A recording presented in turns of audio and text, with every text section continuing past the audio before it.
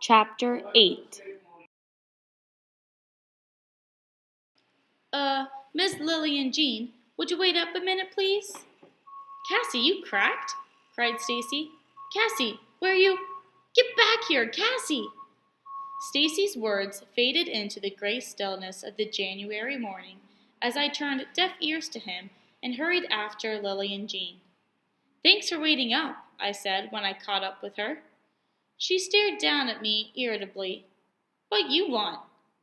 Well, I said, walking beside her, I've been thinking about what happened in Strawberry back last month. Yeah, commented Lily and Jean suspiciously. Well, to tell you the truth, I was real upset for a while there, but my papa told me it don't do no good sitting around being mad. Then I seen how things was. I should have seen it all along. After all, I'm who I am, and you're who you are. Lily and Jean looked at me with astonishment that I could see the matter so clearly. Well, I'm glad you finally learned the way of things. Oh, I did, I piped readily. The way I see it here. Let me take them books for you, Miss Lily and Jean. The way I see it, we all gotta do what we gotta do. And that's what I'm gonna do from now on. Just what I gotta.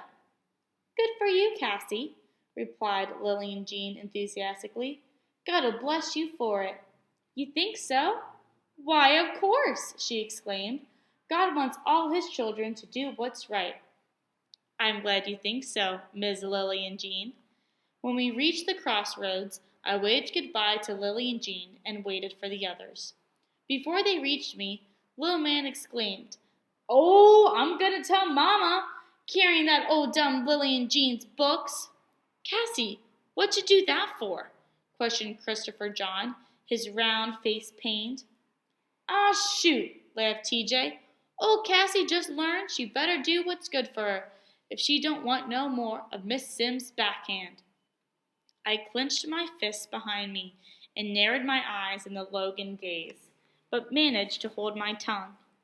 Stacy stared at me strangely, then turned and said, We'd better get on to school.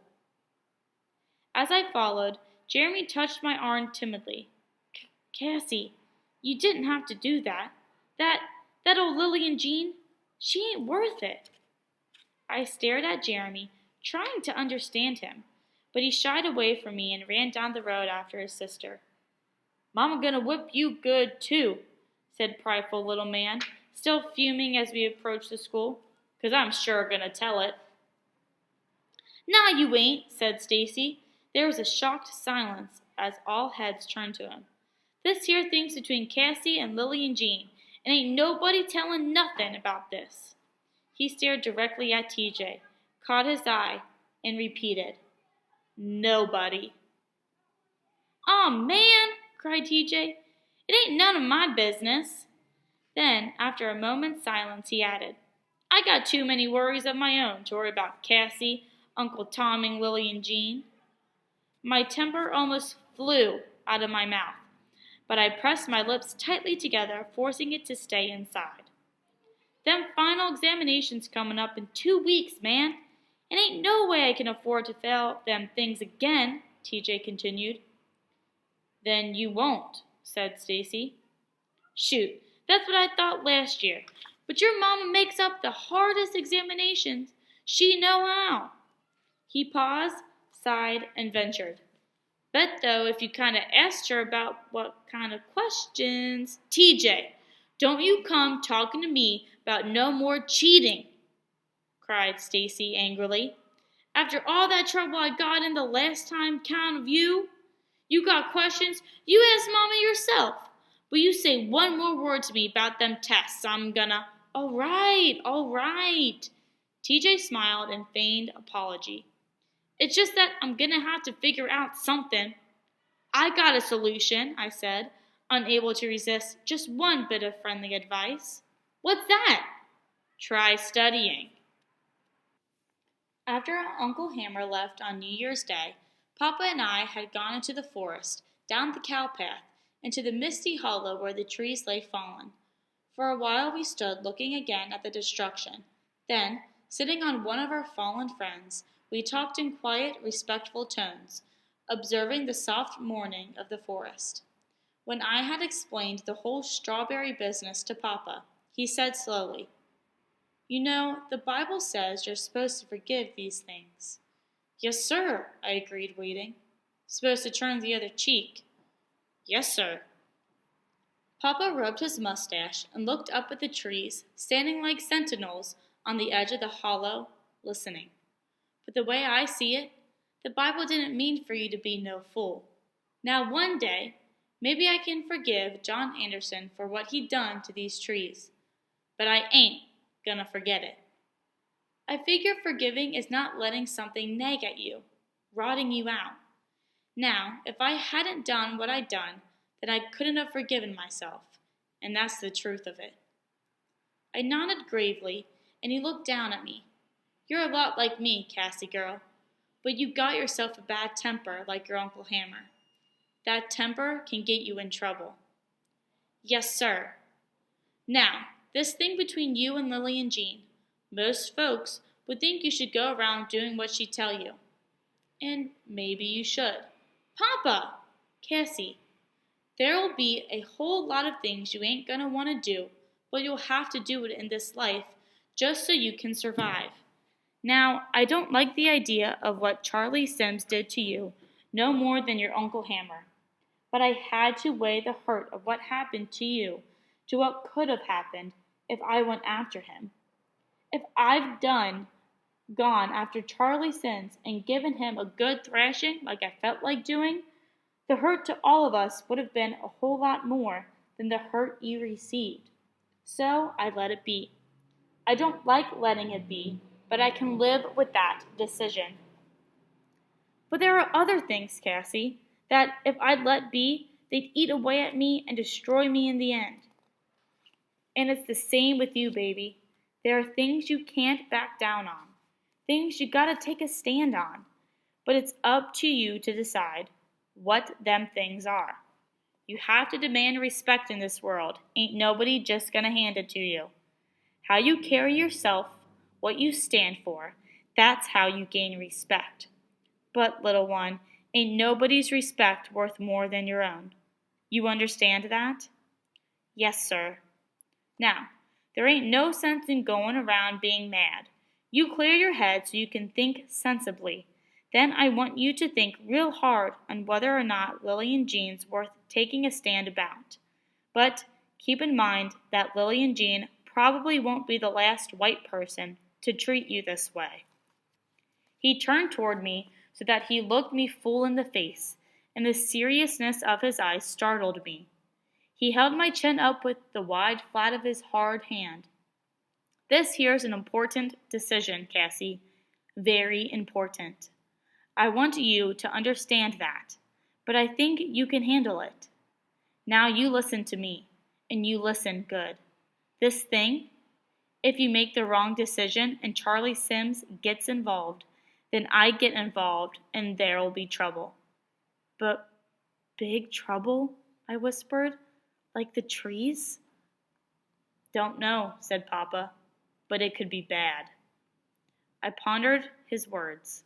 Then I promised, "Mr. Sims ain't never gonna hear about it, Papa." Papa steadied me. "I'll count on that, Cassie girl. I'll count real hard on that." For the month of January, I was Lily and Jean's slave, and she thoroughly enjoyed it. She even took to waiting for me in the morning with Jeremy so that I could carry her books. When friends of hers walked with us, she bragged about her little colored friend and almost hugged herself with pleasure when I called her Ms. Lily and Jean. When we were alone, she confided her secrets to me, the boy she had passionately loved for the past year, and the things she had done to attract his attention, with no success, I might add. The secrets of the girls she couldn't stand, as well as those she could, and even a tidbit or two about her elder brother's romantic adventures. All I had to do to prime the gossip pump was smile nicely and whisper a "Ms. Lily and Jean" every now and then. I almost hated to see the source dry up. At the end of examination day, I shot out to Miss Crocker's class and hurried into the yard. I was eager to get to the crossroads to meet Lily and Jean. I had promised myself to first take care of the examinations and then, "Little man, Claude, Christopher John, come on, y'all," I cried. "There's Stacy." The four of us dashed across the yard, trailing Stacy and TJ to the road. When we caught up with them, it was obvious that the jovial mask TJ always wore had been stripped away. "She did it on purpose," TJ accused, a nasty scowl twisting his face. "Man, you was cheating," Stacy pointed out. "What you expect her to do?" "She could have given me a break. Weren't nothing but a couple bits of old paper. Didn't need 'em nohow." "Well, what you have them for?" "Oh, man, leave me be. All y'all look and think y'all so doggone much with y'all's new coats and books and shiny new Packards." He swirled around, glaring down at Christopher John, Little Man, and me. "I'm sick of all y'all. Your mama and your papa, too." Then he turned and fled angrily up the road. "TJ, hey man, where are you going?" Stacy yelled after him. TJ did not answer. The road swelled into a small hill, and he disappeared on the other side of it. When we reached the crossroads and saw no sign of him on the southern road leading home, Stacy asked Claude, "Where'd he go?" Claude looked shamefaced and rubbed one badly worn shoe against the other. "Down to that old store, I reckon." Stacy sighed. "Come on, then. We'd better get on home. He'll be all right by tomorrow." "Y'all go on," I said. "I gotta wait for Lily and Jean." "Cassie, I'll catch up with ya," I said before Stacy could lecture me. "Here, take my books, will ya?" He looked at me as if he should say something else, but decided not to. He pushed the younger boys on and followed them. When Lily and Jean appeared, I sighed thankfully that only Jeremy was with her. It could be today for sure. Jeremy, who seemed to be as disappointed in me as Little Man, hurried on to catch Stacy. That was fine too. I knew he would. It took Lily and Jean's books, and as we sauntered down the road, I only half listened to her. I was sweeping the road, looking for the deep wooden trail I had selected earlier in the week. When I saw it, I interrupted Lily and Jean, apologetically. "Excuse me, Miss Lily and Jean, but I got a real nice surprise for you. Found it just the other day down in the woods." "For me?" questioned Lily and Jean. "Aw, you is a sweet thing, Cassie. Where you say it is?" "Come on, I'll show you." I stepped into the dry gully and scrambled onto the bank. Lily and Jean hung back. "It's all right," I assured her. "It ain't far. You just gotta see it, Ms. Lily and Jean." That did it. Grinning like a Cheshire cat, she crossed the gully and hopped onto the bank. Following me up the overgrown trail into the deep forest, she asked, "You sure this is the way, little Cassie?" "Just a bit further, up ahead there." "Ah, here it is." We entered a small, dark clearing with hanging forest vines, totally hidden from the road. "Well, where's the surprise?" "Right here," I said, smashing Lily and Jean's books on the ground. "Why, what you do that for?" Lily and Jean asked, more startled than angry. "I got tired of carrying 'em," I said. "This what you brought me all the way down here for?" "Well, you just bet get untired and pick 'em up again." Then, expecting that her will would be done with no more than that from her, she turned to leave the glade. "Make me," I said quietly. "What?" The shock on her face was almost comical. "Said, make me." Her face paled. Then, red with anger, she stepped daintily across the clearing and struck me hard across the face. Me first. I didn't plan on her hitting me again. I flailed into her, tackling her with such force that we both fell. After the first shock of my actually laying hands on her, she fought as best she could, but she was no match for me. I was calm, and knew just where to strike. I punched her in the stomach and buttocks and twisted her hair, but not once did I touch her face. She, expending her energy in angry, nasty name-calling, clawed at mine, managing to scratch twice. She tried to pull my hair, but couldn't, for I had purposely asked Big Ma to braid it into flat braids against my head. When I had pinned Lily and Jean securely beneath me, I yanked unmercifully on her long, loose hair and demanded an apology for all the names she had called me, and for the incident in Strawberry. At first, she tried to be cute. "Ain't gonna apologize to no nigger," she sassed. "You wanna be bald, girl?" She apologized. For herself and for her father, for her brothers and her mother, for Strawberry and Mississippi, and by the time I finished jerking at her head, I think she would have apologized for the world being round had I demanded it. But when I let her go, and she had sped safely to the other side of the clearing with the trail in front of her, she threatened to tell her father. "You do that, Lily and Jean. You just do that, and I'm going to make sure all your fancy friends know how you keeps a secret. But you won't be learning no more secrets after that." "Cassie, you wouldn't do that. Not after I trusted you." "You mutter one word of this to anybody, Lily and Jean," I said, attempting to narrow my eyes like Papa's. "Just one person, and everybody at Jefferson Davis is going to know who you crazy about and all your other business. And you know I know. Besides, if anybody ever did find out about this fight, you'd be laughed clear up to Jackson. You here going on 13, getting beat up by a 9-year-old. I was starting up the trail, feeling good about myself, when Lily and Jean asked bewildered, "But Cassie, why? You were such a nice little girl." I stared at her astonished. Then I turned and left the forest, not wanting to believe that Lily and Jean didn't even realize it had all been just a game. "Cassie Logan!" "Yes'm, Miss Crocker." "That's the third time I've caught you daydreaming this morning. Just because you managed to come in first on the examinations last week doesn't mean a thing this week. We're in a new quarter, and everyone's slate is clean. You'll make no A's by daydreaming. You understand that?" "Yes'm," I said, not bothering to add that she repeated herself so much that all a buddy had to do was listen to the first few minutes of her lesson to be free to daydream to her heart's content. "I think you'd just better sit in the back where you're not so comfortable," she said. "Then maybe you'll pay more attention." "But—" Miss Crocker raised her hand, indicating that she did not want to hear another word, and banished me to the very last row in front of the window. I slid onto the cold seat after its former occupant had eagerly left it for my warm quarters above the stove.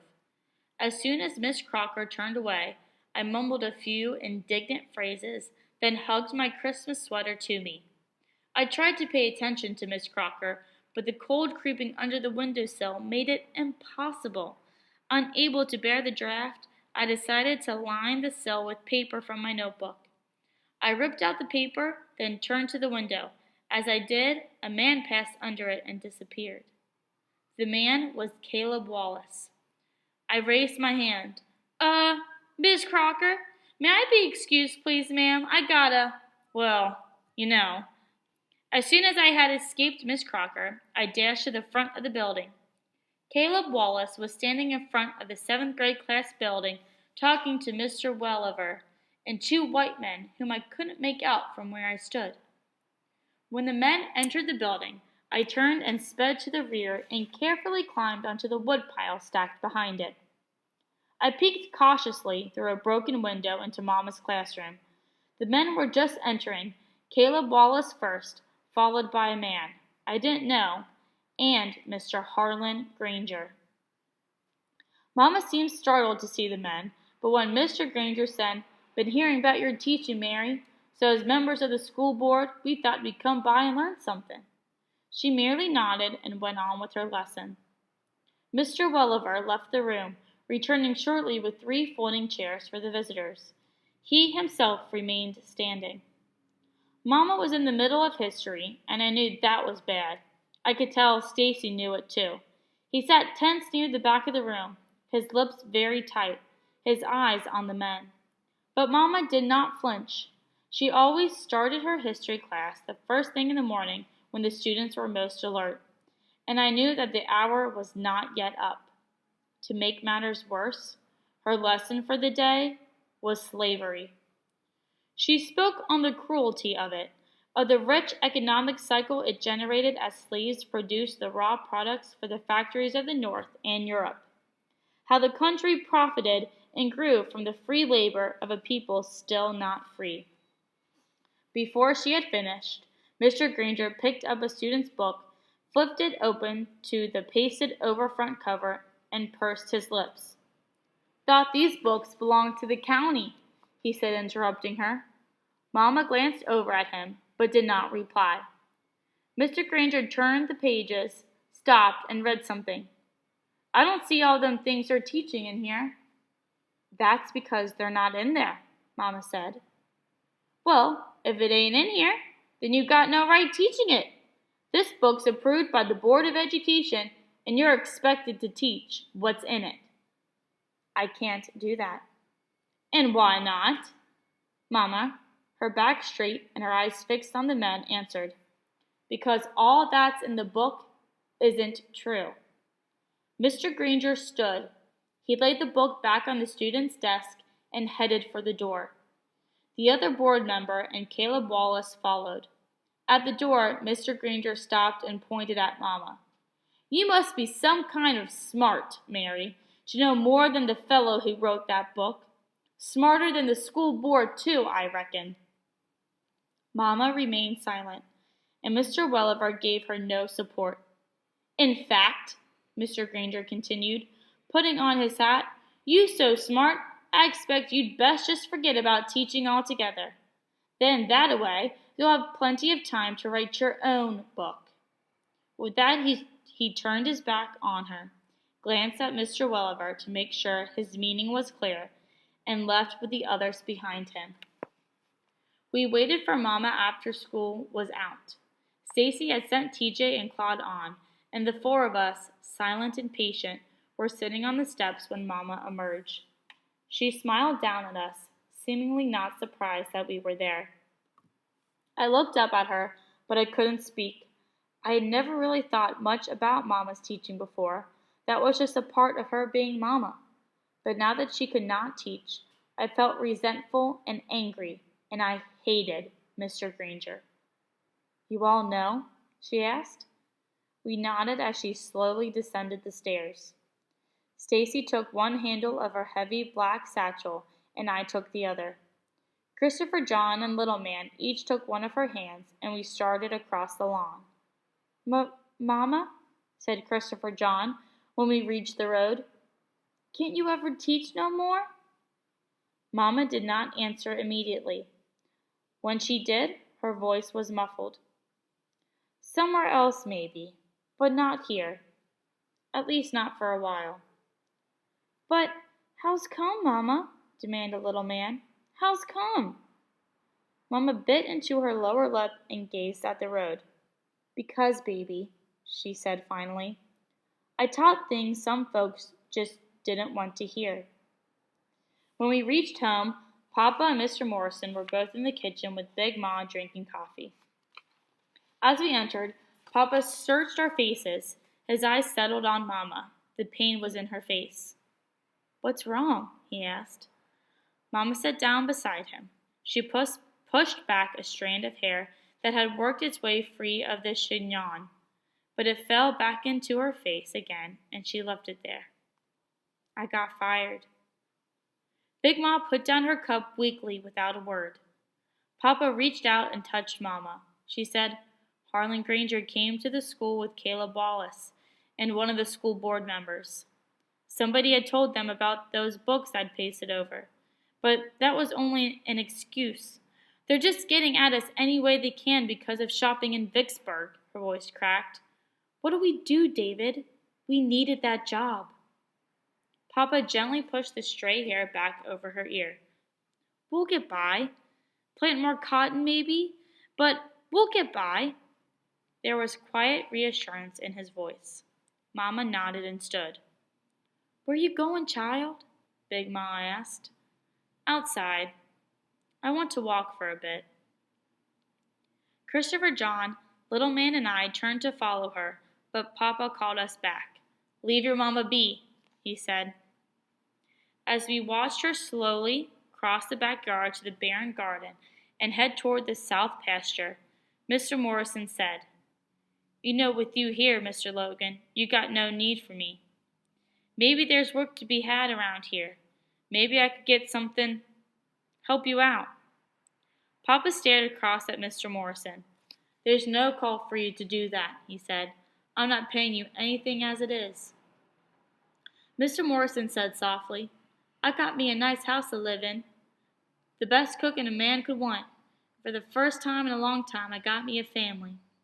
That's right good pay, I'd say. Papa nodded. You're a good man, Mr. Morrison, and I thank you for the offer. But I'll be leaving in a few weeks, and I'd rather you was here. His eyes focused on Mama again, a tiny figure in the distance now. Papa, rasped Christopher John, moving close to him. Mama gonna be all right? Papa turned and, putting his arm around Christopher John, drew him even nearer. Son, your mama, she's born to teach, and like the sun is born to shine. And it's gonna be hard on her not teaching anymore.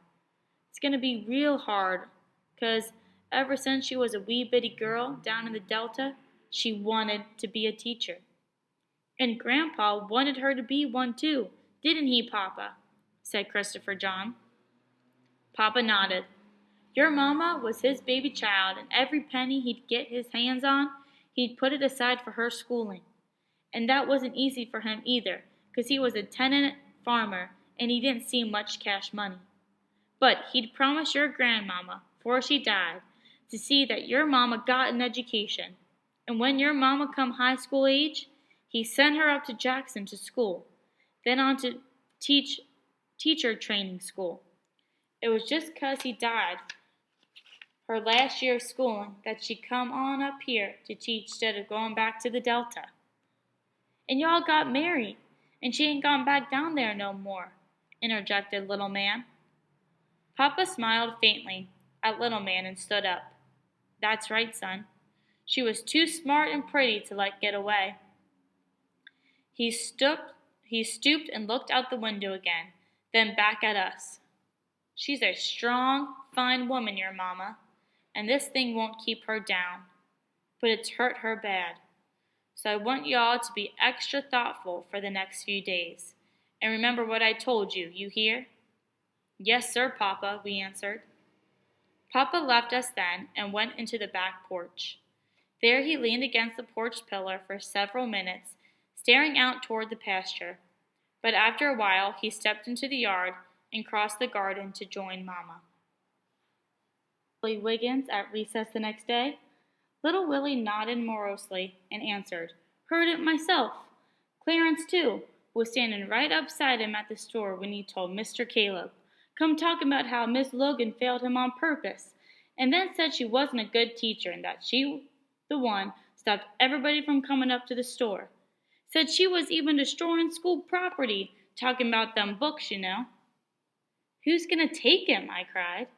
Hush, Cassie, said Stacy. How come you just telling this now, Little Willie? Little Willie shrugged. Guess I got fooled by old TJ.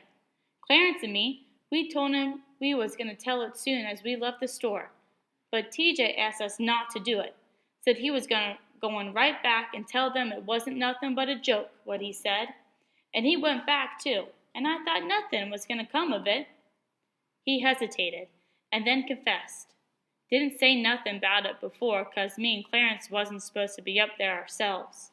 But then here come Mr. Granger yesterday and fires Miss Logan. I figure that's TJ's doing. He probably figured it, too, I said. That's why he ain't in school today. Talking about being sick, said Christopher John. And if he ain't now, he gonna be, prophesied little man, his tiny fists balled for action. Round here tellin' on Mama. After school, when Claude turned up the forest trail leading to the Avery house, we went with him. As we emerged from the forest into the Avery yard, the house appeared deserted, but then we spied TJ, lazily swinging straddle-legged atop an inner tube hanging from an old oak in the front yard. Stacy immediately charged toward him, and when TJ saw him coming, he tried to swing his long right leg over the tube to escape. He didn't make it. Stacy jumped up on the inner tube, giving them both a jerky ride before they landed hard on Mrs. Avery's azalea bush. Man, what's the matter with you? TJ cried as he rolled from under Stacy to glance back at the flattened bush. My mama gonna kill me when she see that bush. Stacy jumped up and jerked at TJ's collar. Was you the one? Did you do it? TJ looked completely bewildered. Do what? What you talking about? Did you tell it? You tell them Wallaces about Mama? Me? Asked TJ. Me? Why, man, you ought to know better than that. How do you know? I said. How come you think we up here? Hey now, wait a minute, objected TJ. I don't know what somebody been telling ya, but I ain't told them Wallaces nothing. You was down there, Stacy accused. The day Mama caught you cheating, you went down to them Wallaces. Well, that don't mean nothing, said TJ, jerking away from Stacy's grip and hopping to his feet. My daddy says I can go down there if I wanna. Don't mean I told them old folks nothing, though. Heard you told them all sorts of things, like Mama didn't know nothing, and she wasn't even teaching what she's supposed to. Didn't neither, denied TJ. Ain't never said that. All I said was that it was her that... His voice trailed off as he realized he had said too much, and he began to laugh uneasily. Hey, look, y'all. I don't know how come Miss Logan got fired, but I ain't said nothing to make nobody fire her. All I said was that she failed me again. A fellow got a right to be mad about something like that, ain't he? Stacy's eyes narrowed upon TJ. Maybe, he said, but he ain't got no right to go running his mouth off about things he ain't supposed to be told. TJ stepped backward and looked nervously over his shoulder to the south, where the fields lay fallow. The rutted wagon trail which cut through the fields leading from the distant Granger mansion revealed a thin woman stepping briskly towards us. TJ seemed to take her heart from the figure and grew cocky again. Don't know who's been tellin', but it ain't been me. A moment's silence passed, and then Stacy, his eyes cold and condemning, said quietly, It was you all right, TJ. It was you. Then turning, he motioned us back toward the forest. Ain't you gonna beat him up? Cried a disappointing little man. What he got coming to him is worse than a beating, replied Stacy. What could be worse than that? Asked Christopher John. You'll see, said Stacy, and so will TJ. TJ's first day back at school, after almost a week's absence, was less than successful. Avoiding us in the morning, he arrived late, only to be shunned by the other students. At first, he pretended that the students' attitude didn't matter, but by the afternoon when school was out, he hurried after us, attempting to convince us that he was merely a victim of circumstances. Hey, y'all, ain't gonna hold what little Willie said against me, are you? He asked. You still saying that little Willie said ain't true? Questioned Stacy. Why, shoot, yeah, he exclaimed. When I catch up with that little rascal, I'm gonna beat him to a pulp. Round here telling everybody I got Ms. Logan fired. Ain't nobody even speaking to me no more. Little Willie probably told them Wallaces that hisself, so he figures to get out of it by telling everybody it was... Stop lying, TJ, I said testily. Don't nobody believe you. Well, I should have known you wouldn't, Cassie. You never liked me no way. Well, anyway, that's the truth, I agreed. But, said TJ, grinning again, and turning toward Little Man and Christopher John, My little buddy Christopher John believes me, don't you, fellow? And you still my pal, ain't you, little man?" An indignant little man looked up at TJ, but before he could speak, easygoing Christopher John said, "You told on Mama, TJ. Now she all unhappy 'cause she can't teach school no more, and it's all your fault, and we don't like you no more." "Yeah," added little man in agreement. TJ stared down at Christopher John, not believing that he had said that. Then he laughed uneasily. "I don't know what's got into you folks. Everybody's gone crazy." "Look," Stacy said, stopping. "First you run off with that mouth to tell them Wallaces, and now you blaming little Willie for what you done. Why don't you just admit it was you?" "Hey, man!" TJ exclaimed, grinning his easy grin. But then, finding that the grin and the smooth words no longer worked, his face dropped. "Oh, all right. So maybe, what if I did say something about Miss Logan? I can't even remember saying nothing about it. But if both little Willie and Clarence said I did, then maybe I did. Anyways, I'm real sorry about your mama losing her job and—" All of us, including Claude, stared distastefully at TJ and walked away from him. "Hey, wait! I said I was sorry, didn't I?" he asked, following us. "Look, what's a fellow got to do anyway? Hey, y'all, look! This here is still old TJ. I ain't changed. Y'all can't turn on me just 'cause—" "You, the one turned, TJ," Stacy called over his shoulder. "Now leave us alone. We don't want no more to do with you." TJ, for the first time comprehending that we were no longer his friends, stopped. Then, standing alone in the middle of the road, he screamed after us, "Who needs y'all anyway? I've been tired of y'all always hanging round for a long while now, but I've been too nice to tell ya. I should have known better. What I'd look like having a bunch of little kids round all the time, and me here 14, near grown." We walked on, not stopping. "Got me better friends than y'all.